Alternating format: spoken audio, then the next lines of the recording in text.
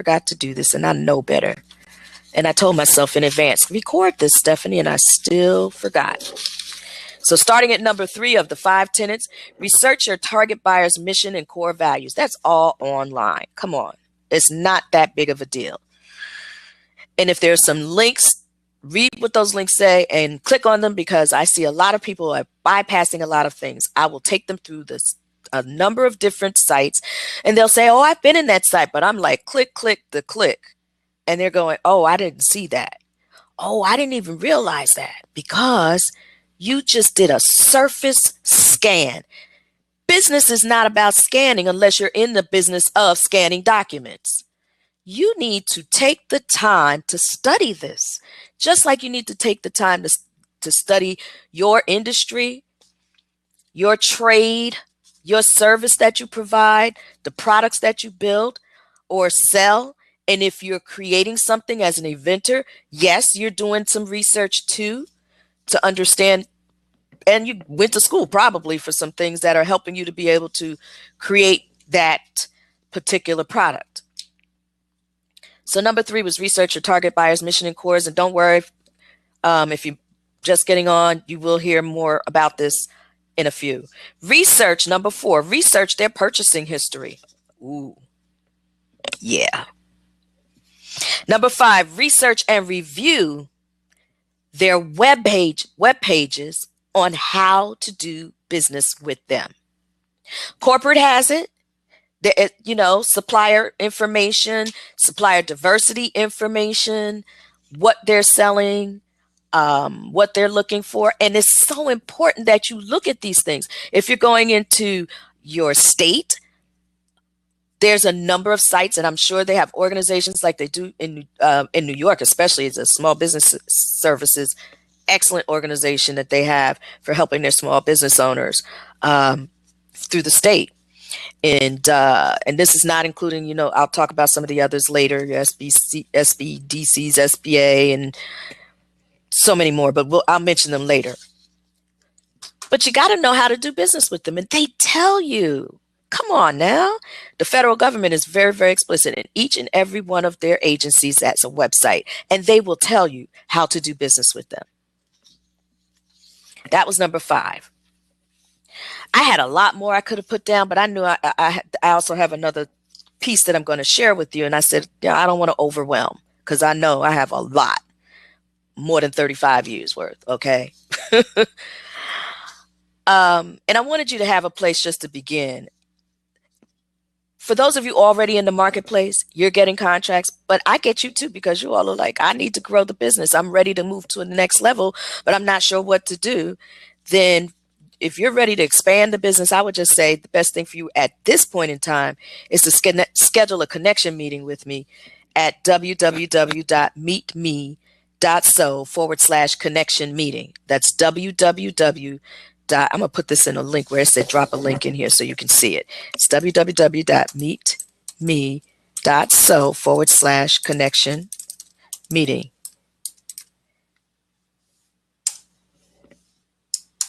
Oh.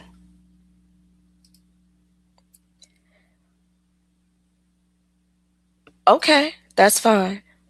I'll put it in the chat box. Oh, I see what it's doing. It's changing them up. Okay. That's not correct. I'm putting it in the chat box. www.meetme.so/connection meeting. That's how you can schedule to meet with me. My site is www.stephaniespeaking.com. And even there on the home page, there's a place that you can click and schedule to meet with me. But for those of you who are just getting into this whole game of government contracting and public agency contracting, never fear. I'm still here, just in many formats. I believe in automation, and so many of my business owners do not use automation to their benefit. And as a result, I've created my very first really big, this is not the first product, but really big product. It is a digital university. And it's on the Big Contract Bootcamp. But for you to find out more about that Big Contract Bootcamp, I'm going to invite you to go to a free webinar. In this free webinar, I will put this in the chat box. It's www.bigcontractblueprint, webinars within our s.com. So you can go there to find out a little bit more about the Big Contract Bootcamp. And for some of you who are already at a certain level that you just like, I don't want to wait for all of that. I want to jump into this and see really what do I need to do. You can just go directly to the www.bigcontractbootcamp.com. So moving back into this, and why am I even talking about all of this in terms of the issue of not shying away from doing the research, and besides the fact that, look, it's been more than 35 years of speaking on stages, training, workshops, workshop facilitation, developing and managing programs and projects for minority women, small veteran business owners, navigating, coaching, consulting, advising through the public and government programs. I've been at this, well, I've already said, but it disappoints me because, see, when I first got into this business back in 1980, I was on a construction project. It was really huge, rail transportation construction project. This is even pre-New Jersey Transit, before they were fully organized and took over the contract towards the end of the day, at the very end. And I landed on construction sites. I went into this job for one thing, and I ended up getting promoted and being pushed out there into construction sites. 1980, 5 feet strong, 125 pounds soaking wet. Yeah, on construction sites doing contract compliance monitoring for the labor force and for minority business enterprises. And the rest was history.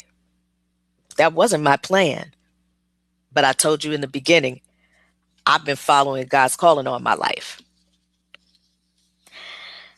So I've gotten a bit disappointed because back then, and for I'd say about up until about the 2000s, so in the 80s and in the 90s, I was surrounded. And by the way, I've been an entrepreneur myself for a very long time. So I've had a number of different endeavors.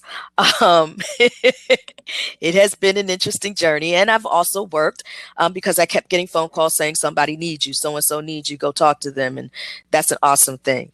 And the same thing happens with the contracts too, and the speaking engagements. People give me a call, email me, go to my website, book me, contact me to connect and so forth, the whole nine. But what I'm disappointed is I don't see the same grit. I don't see the fortitude. I don't see the resilience. I don't see the conviction.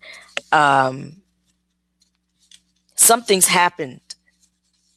People have gotten soft. I've watched people hang in there and go for what they believed in and that they were passionate about, no matter what. They stuck it out until it was just, okay, it's time to rethink this. And in some instances, it was change the business. And mainly that happened because I believe it was in the 90s when they had the very first government shutdown. And so many were hit so hard, and it took so long before they got back in action and before they got their before payments came in, that by that time, you couldn't pay your people, you couldn't pay anybody, and they were out of business. But resilience says you don't just go out of business, you come back, you reinvent. So reinvention is not new, it's been going on forever.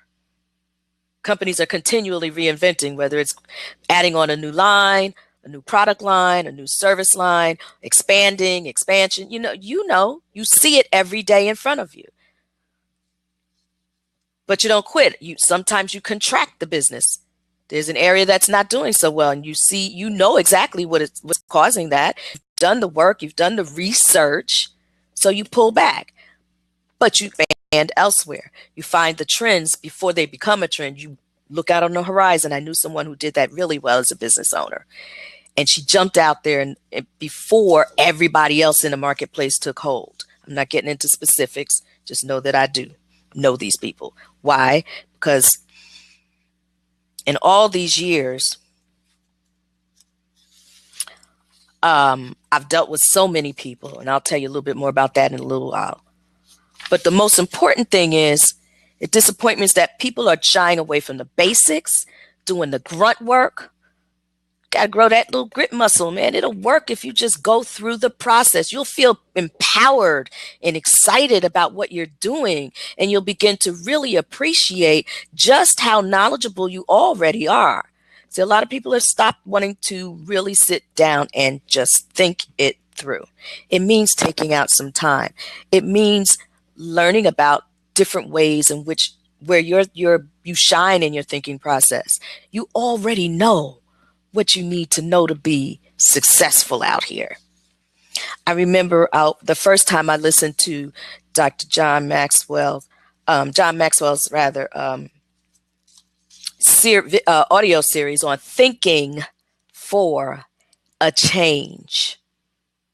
Change isn't coming until you start thinking and then taking action upon what you think. Just don't think about it. Oh, heck no. You better take some action.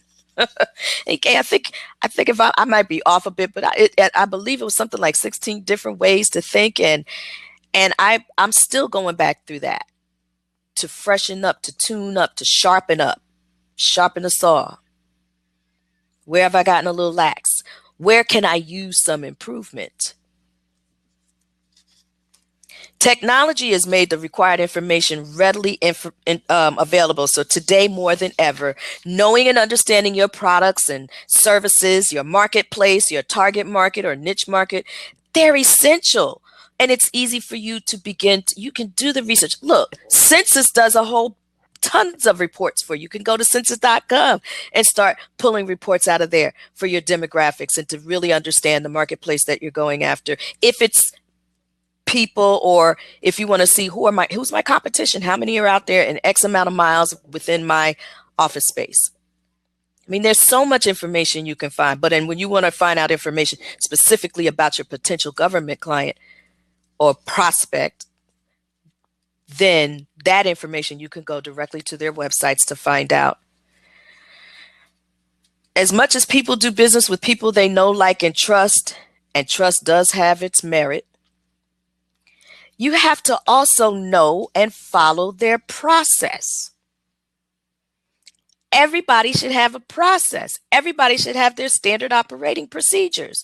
If big business has it, why don't you, small, mid-sized business, in writing? Now, I'm not saying you got to dip pencil and pen, but maybe in the middle of the night you think of a process and you have your pad and your pen and pencil right next to you on the bedstand, the nightstand. Lean over there, pick it up. Look, this is me. Speeches coming into my head, training information coming, ideas for products coming. So I just have to reach over and write some keywords down because I know I can't try to write everything down. It's dark. I got the little pens that have the little light on the end. Yes. Be prepared. Former Girl Scout. Hello. And I'll write down and jot down some words because I've been dreaming about this stuff and it's in the subconscious. So when I wake up and look at it, it's going to jog it back more closely to the consciousness, and I can fill in the gaps. Keywords. How about you?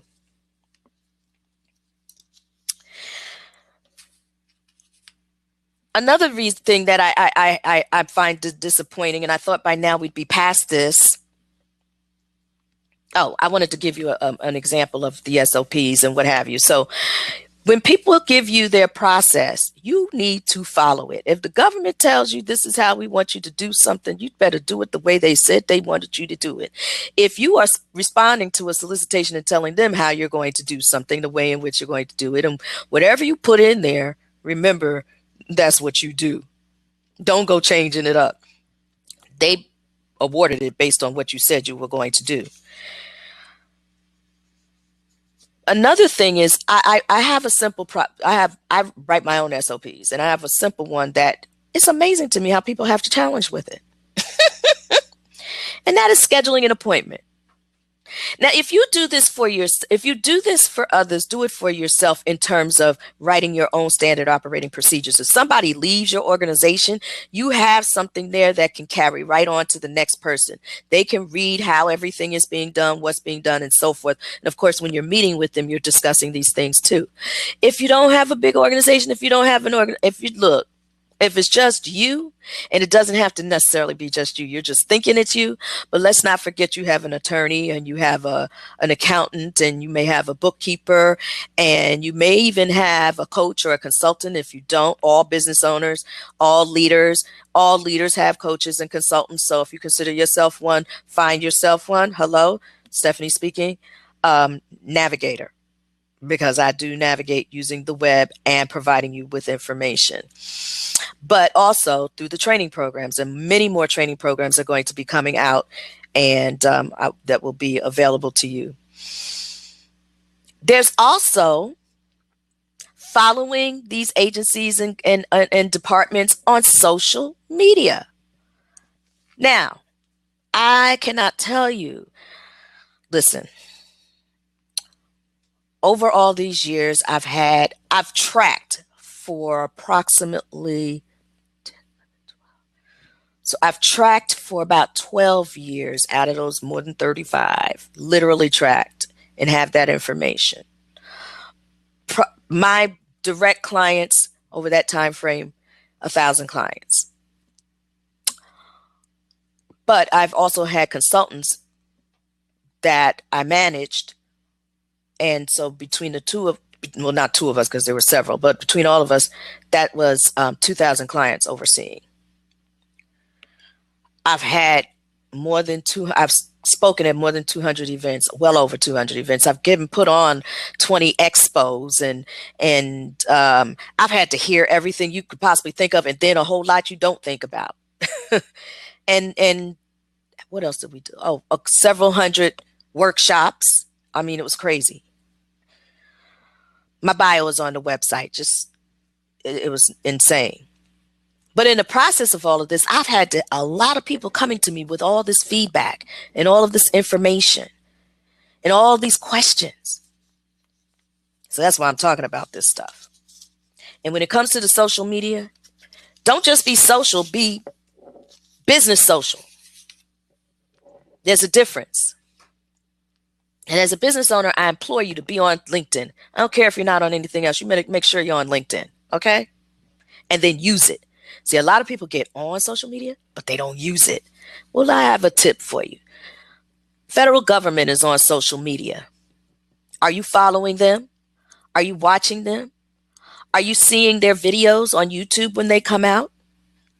And they're telling you right then and there about what's current for them as far as their mission. So they'll have their mission statement on their website, but maybe the web designer or the web person who is changing the information hasn't gotten to it quickly enough. But there's a video out. You get to hear what's a priority right now. Things shift. Monies shift, especially with the feds. So you need to know what are their needs right now? What are their pain points right now if you're going to go out and do business with them? But you got to follow them. They're on LinkedIn. They have pages. They're on Facebook. Look, I ran into the SBA. I'm not even on, what is that one that people used to check in all the time? You all know. Somebody write it in for me in the chat box. But there's a place that people used to check in all the time. And I just don't remember that particular social media. But I ran into just one day, somehow, some way, I was on an SBA site somewhere and I clicked the link and it took me there. And here they were with pictures of someplace that they were at the day before. And I thought, oh, no, you're not. Because it wasn't something that it was likely I was really expecting them to see them on. It was a couple of years back. Government's on social media. So why aren't you? When they want to find out about you and they're looking for you and you're not there, it's not just about your website, people. It's more than just the website. Website is like the yellow pages. And unless you have a website that is active where people are going to engage and do things on each page, I think if you go into mine, you want to see click this for that. Even the blab is up there. Click this, click the picture, and it'll take you to this. Join us here. I mean, you really do need to utilize the technology, but also when it comes to your websites, make it active. How are you capturing the leads? How are you using it to capture your leads? But anyway, I digress. Told you that's why I had to have notes. So I'm going to go back for a minute and get into more detail on these 5 tenets: profiling your target buyer or your target organizations. Who do you want to sell to? So you need to write these things down. And then you have to find out, do they buy what you sell? Write down the agency names. If it's your state, write down the state departments. The states have agencies and authorities and commissions and divisions and, oh gosh, you name it. You need to go into their website and look at the breakdown. If you're broken up with counties, know your county's websites. Go into them. I'm in Jersey. They got 21 counties. Each of those counties has something that shows you what are the bids, archived, old, already awarded, coming out, bids, and RFPs. And some have something else. I don't remember what it is, though. And in addition to that, they will give you a link where you can sign up to receive the bids that are coming out.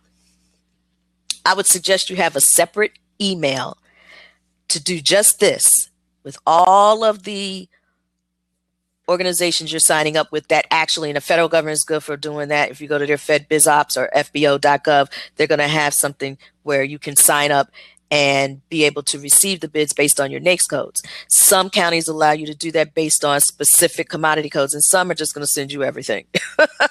But the bottom line is you get the information, but it'll be a flood coming at you depending on what it is you sell. You want to be able to have them going into, and it's just a little tip, take it down. When you're signing up for these organizations that are sending you bid opportunity information via email, have a separate email. Otherwise, your email box is going to get banged up and you will miss some opportunities. And click on them and take a look and make sure to see whether or not it's something that is of interest to you. Because I've heard people say, well, I didn't know about that. Did you open it? Did you click on it? And make sure that you're signed up in all of the databases you need to be signed up in. So anyway, writing down the agency names. And if you don't know, Google them. You know, and the feds there's a whole list, the A to Z listing of government agencies and organizations. It is deep. You're not going to research all of that.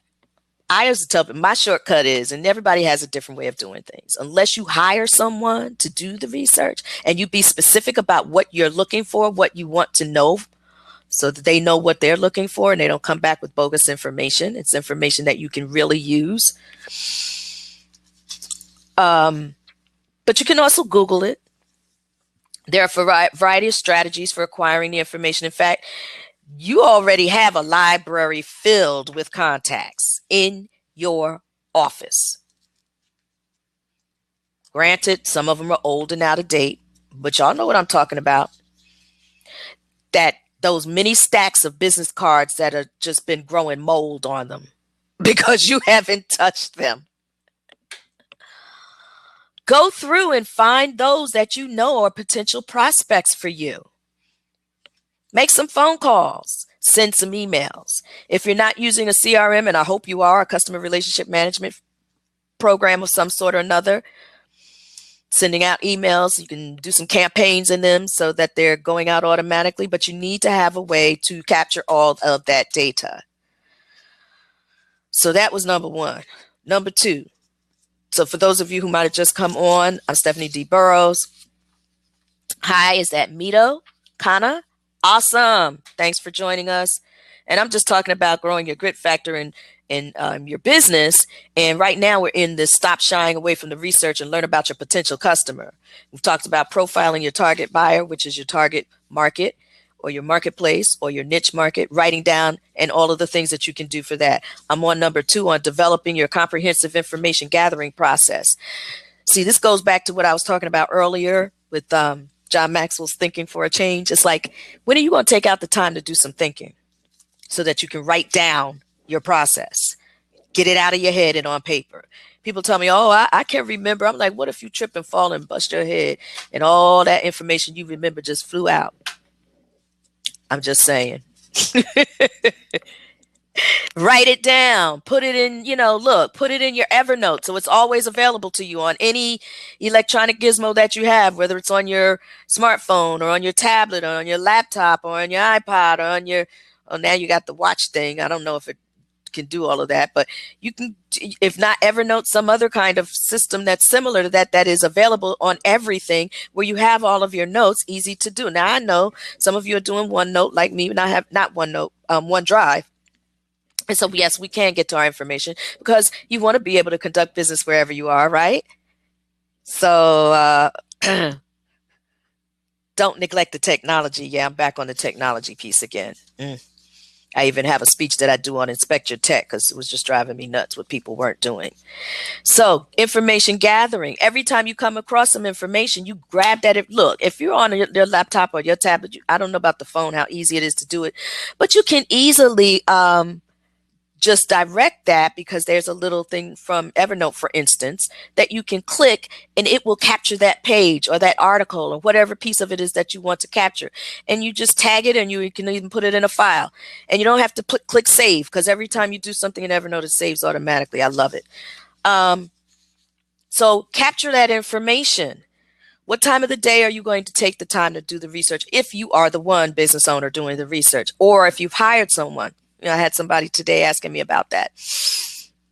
Well, can you do the research and all? And I was like, yeah, I can, but I'm not, because it's not what I do. I'm a speaker, inspirational speaker, business strategies navigator and trainer.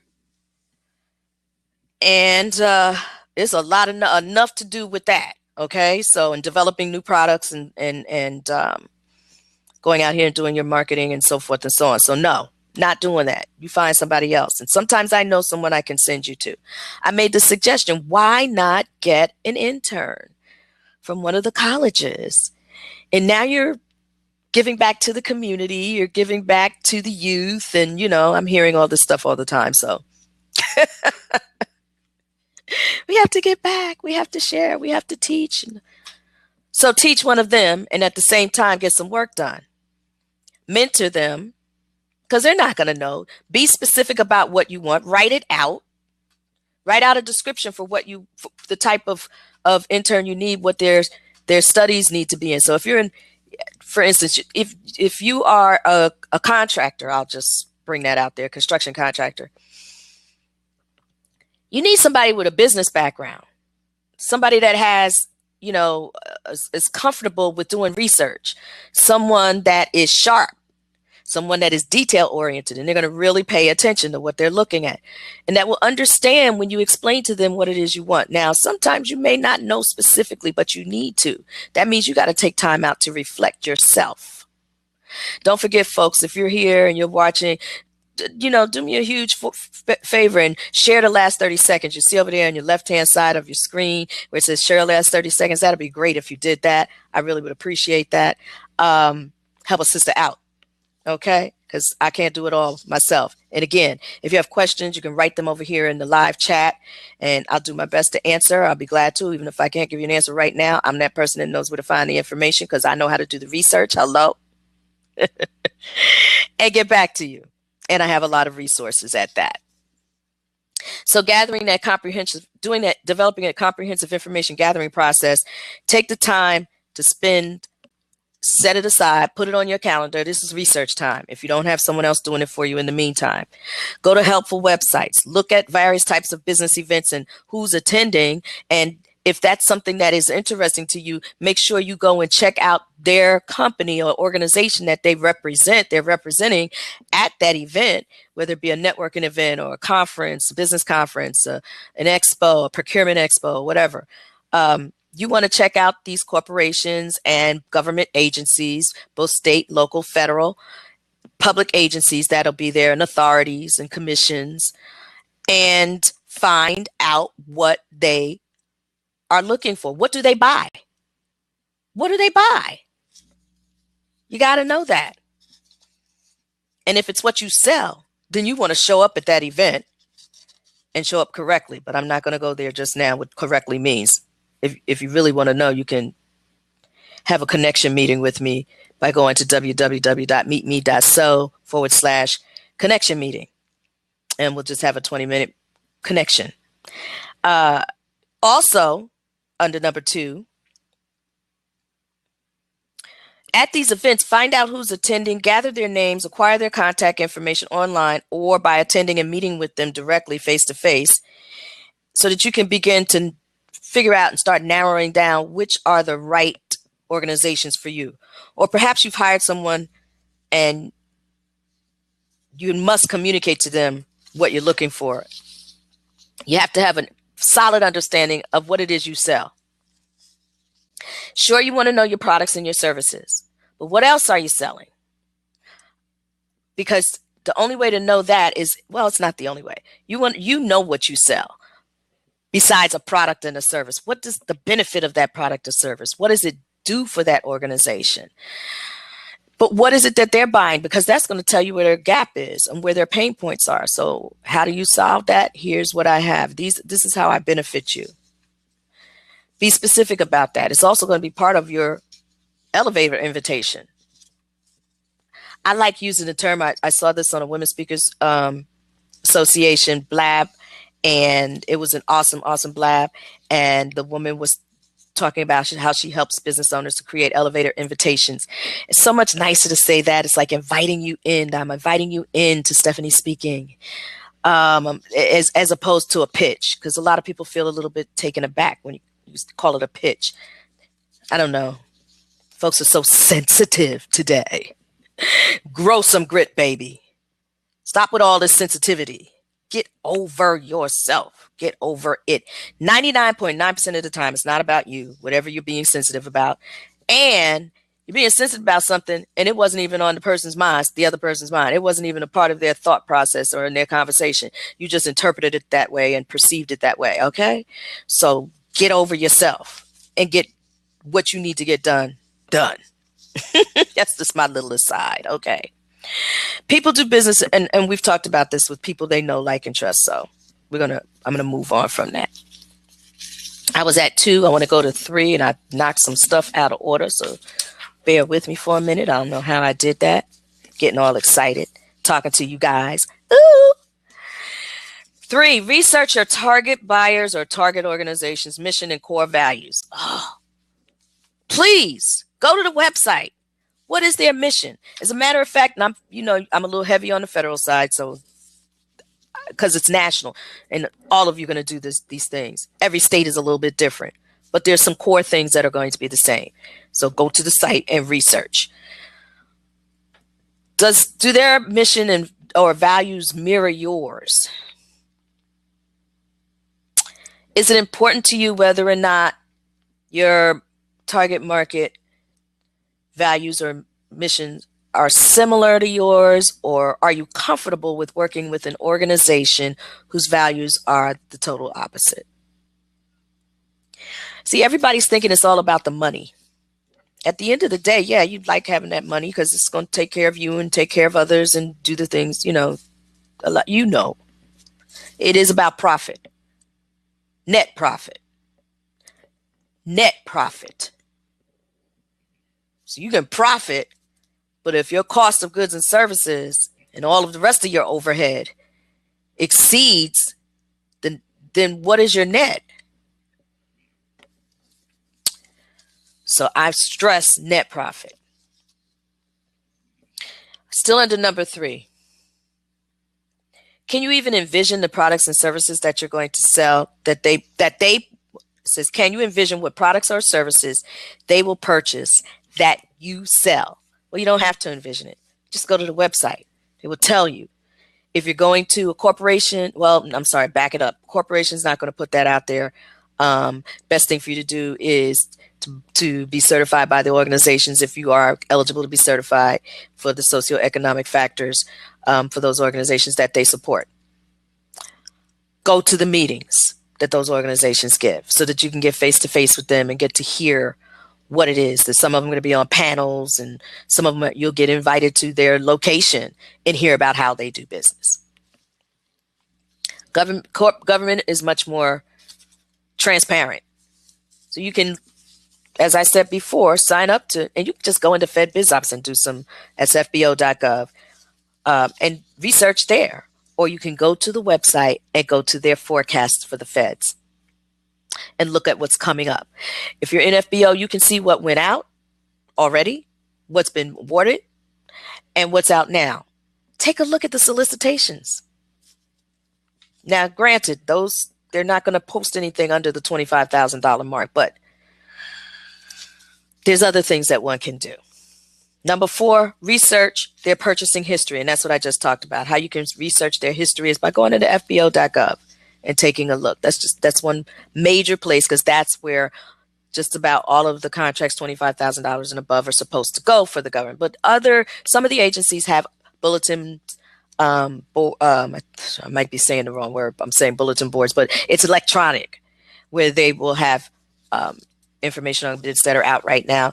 And there's also FedBid, which is starting to put out bids for some of not starting to, they have been doing it for a moment now, putting out bids for government agencies, specifically the feds.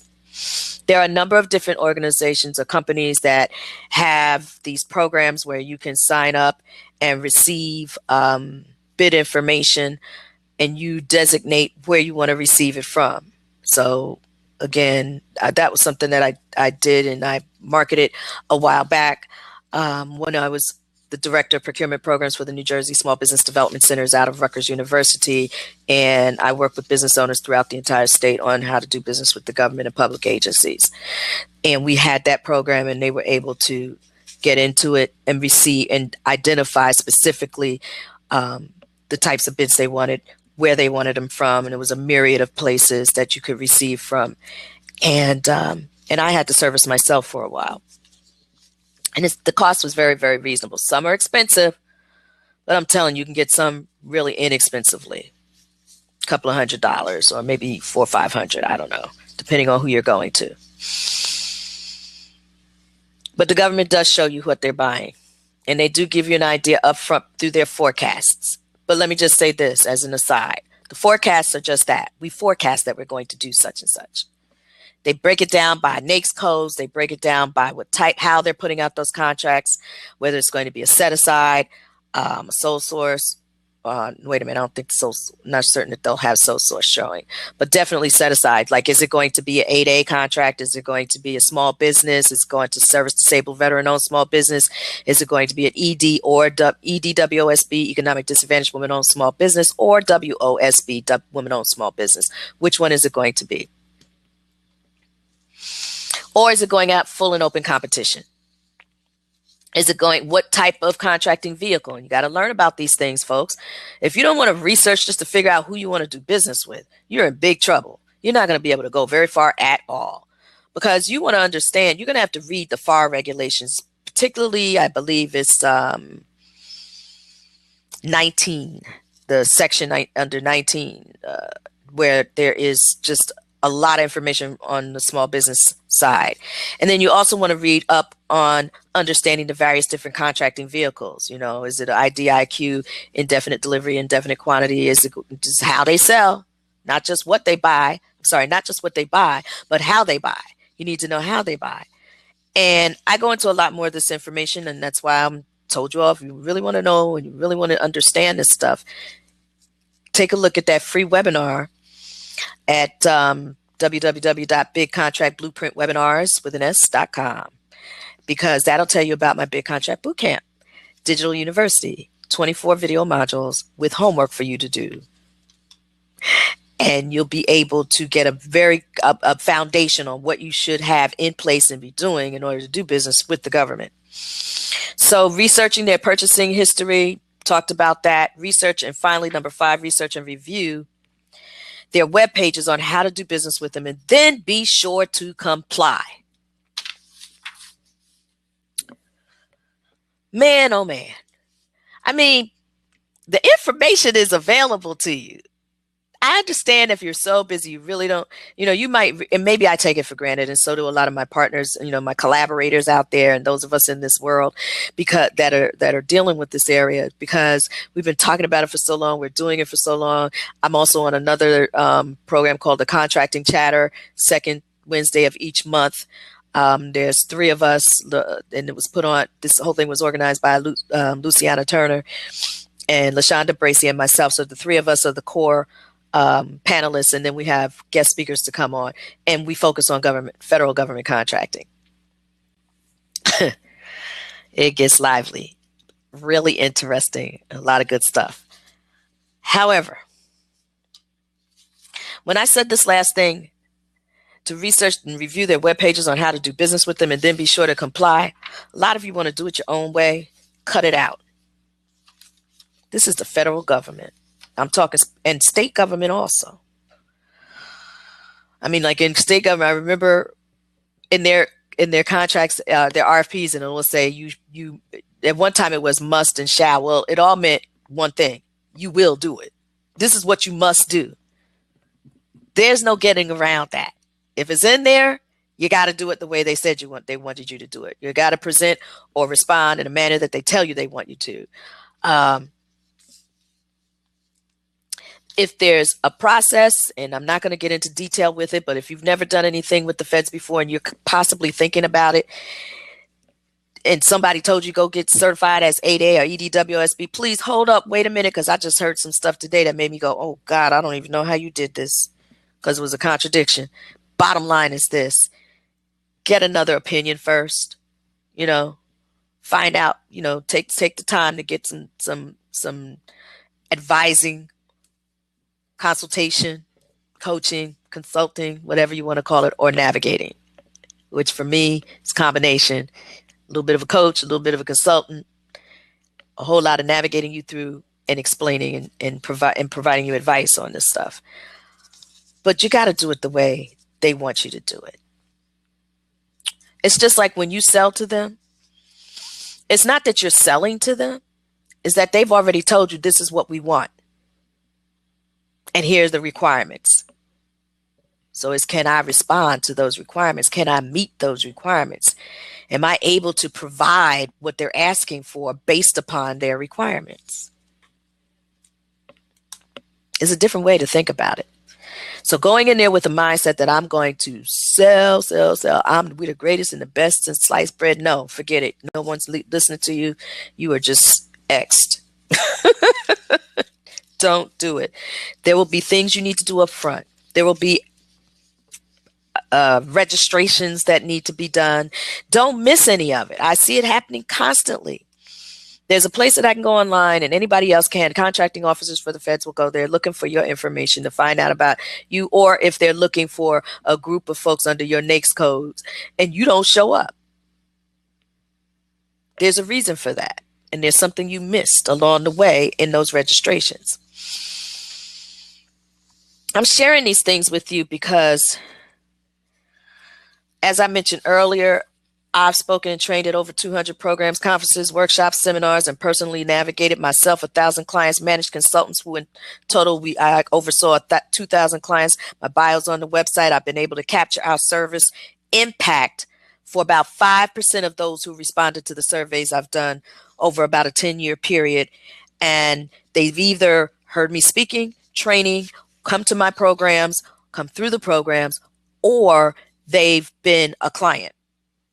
But the impact of those 5% of all those folks that responded was $900 million in contracts gained. So I've heard and responded to a lot of questions, and many of which require going back to the basics of examining your business structure, understanding and being willing to learn if you don't, because you need help. We all need help. I have coaches, not one, a couple, had them. And not only that, but the people that I hire to do specific pieces of work for me, they're companies. I'm just going to tell you, I don't deal, I have an intern, and then I have companies, and eventually I will have a VA. But right now, what I'm doing is working for the moment, just for the moment. Is about to have to flip. And those, even with the companies that I hire to help me with some of the work that I do in terms of, automating stuff, background stuff, marketing stuff, and so forth, they're coaches to me. As far as I'm concerned, they're my coaches. You know why? Because they can't do anything and help me with anything until they press me. And believe me, they have pressed me to pull out of me what they needed in order to do the work for me. So in doing that, they made it clear for me. So every leader has someone coaching them in some way, shape, or form. And I shared this with a client once, and she said, "Oh my God, I'm so glad to hear that." And I thought, "Oh, wow, what did you think?" Like, I am nobody's genius. I've just been doing what I do. I stay in my lane. I do what I know. I speak on the things that I know, and there's a few. You go to the website. I think the speaker sheet is still up there. About to release my eSpeakers link, but I'm not ready to do yet. Some more stuff I want to add on that eSpeakers site. But I do what I know. And I learned this from a very, very, very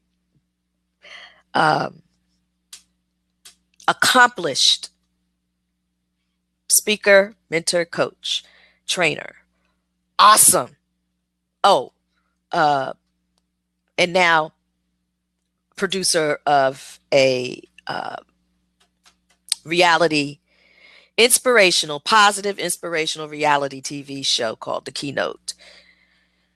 And you can go to thekeynotetv.com. Oh boy, will you go through something there. It is absolutely fabulous. I can't wait for season 2 to come on because, man, in fact, I'm going back to watch all of season 1 because so much learning going on in there. But we all need coaches and we all need training.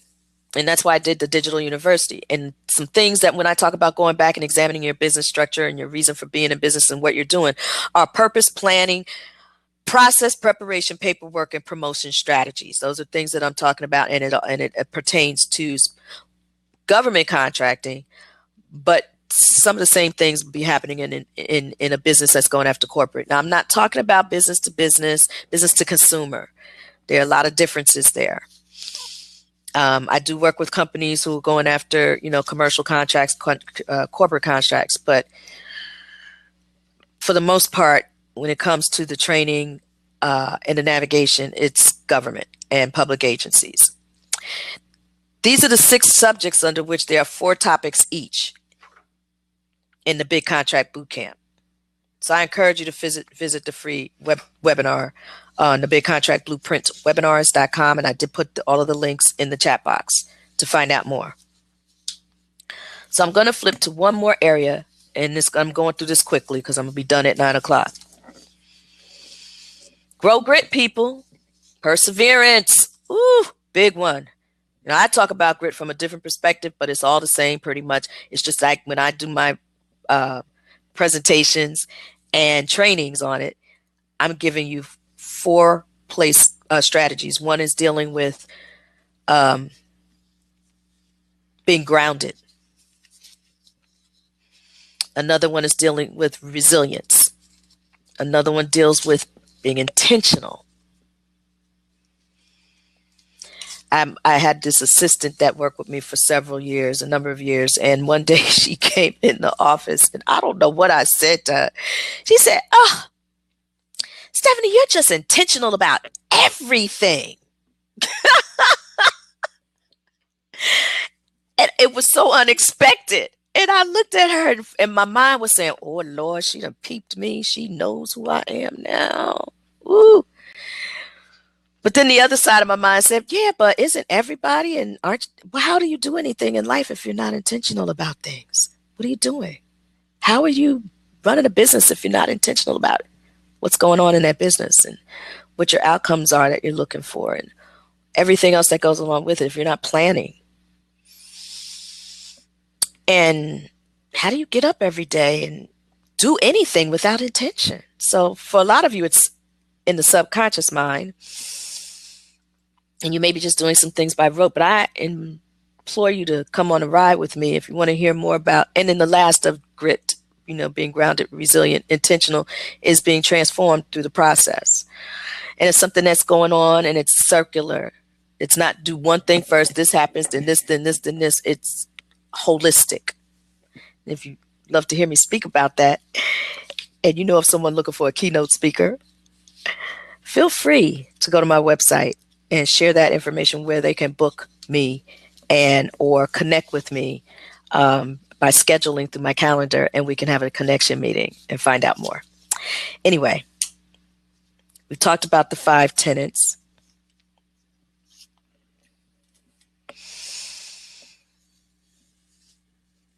And I think I talked about this earlier. Some of you may have missed it. And that was on my starting out in 1980. In terms of this iteration of my life, on a construction contract that was a mega construction contract, doing contract compliance monitoring for minority businesses and for the labor force. And I never had any clue that that would be what I'd be doing when I went to that company in a different position, and what I would be doing with the rest of my life from a standpoint of doing all the certifications and doing the audits and so forth, and contract compliance monitoring for other major organizations. Read the bio. But I wanted to talk about just one other thing real quick that came up. And I just had it. Or maybe I wasn't supposed to. Maybe I'm going to save that for the next time, so it won't be real quick and I can give you some more detail on that. I think that's what I'm going to do. So let me just say in closing, I want to thank those of you who have hung in there with me. I'm thanking those of you in advance for those of you who are going to watch the replay. I'm going to go over one more time what those 5 areas were, the 5 tenets of not shying away from the research and growing your grit factor in this business of yours. And that is profiling your target buyer or your companies or your marketplace, your niche market. Oh, I know the other one I was going to talk about was narrowing your niche, but we'll do that another time. Developing a comprehensive information gathering process, researching your target buyers' mission and core values, researching their purchasing history, researching and reviewing their web pages on how to do business with them. You know, I get a kick out of seeing people win in their business. And when they call me back and let me know that they won contracts, it is so exciting.